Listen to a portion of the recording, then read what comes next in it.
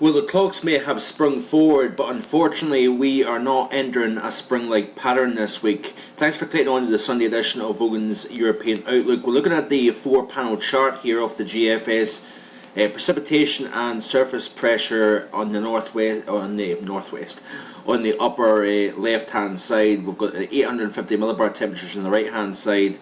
We've got snow depth bottom right and wind at 10 meters, down the left hand corner. So as we go through the first half of this work week, we are going to pull in another Atlantic system, as you can see here. So let's skip through. With that area of low pressure comes wind, rain, and also slightly milder air, if you notice here in the top right graphic. And then as we go through the middle part of the week, that area of low pressure kind of spins around in place.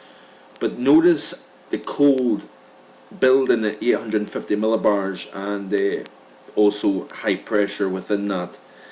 And that is essentially going to start to track westwards as the area of low pressure kind of doesn't really progress anywhere. It kind of gets held in place and then in fact it actually starts to retreat kind of back to the west once again. And all the while that cold air, if you notice, over northeastern parts of Europe starts to kind of bleed its way in towards the west here underneath that area of high pressure.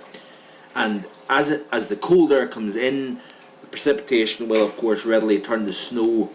Even the low levels we could be talking about snow, but at this time of the year, very, very difficult to say. It's a very tricky call, especially during the daytime.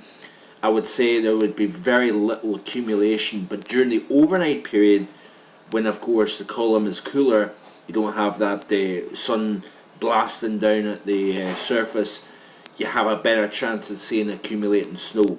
Certainly over higher ground, the air should be still cool enough, I think, that it supports snow on the ground even during the course of the daytime, even though it will also be shrinking somewhat. But as we go from the middle to the latter half of the week, that cold air then starts to drift its way across the Norwegian Sea, the North Sea, and into the British Isles by the time we reach Easter Sunday. So low level snow, like I say, probably going to be quite minimal, but by the time we open Easter Sunday itself, we've got high pressure in control, we've got cold air in place, and of course snow cover on the ground. Could be talking about a very chilly Easter, in fact, across the British Isles. But it's not, the good thing is it's not going to stick around as much. We just haven't got the this time of the year. The nights are becoming increasingly short, and days long, and of course the sun angle continues to strengthen overhead. But it doesn't mean to say that we can't get some cold weather and snowy weather even during the month of April, and that is exactly what we're going to get. Looks as if the cool is going to rule through the remainder of April, and here's hoping that in May we'll get something a little bit warmer. Hope you have a great Sunday. I'll be back in the next couple of days with more. Bye for now.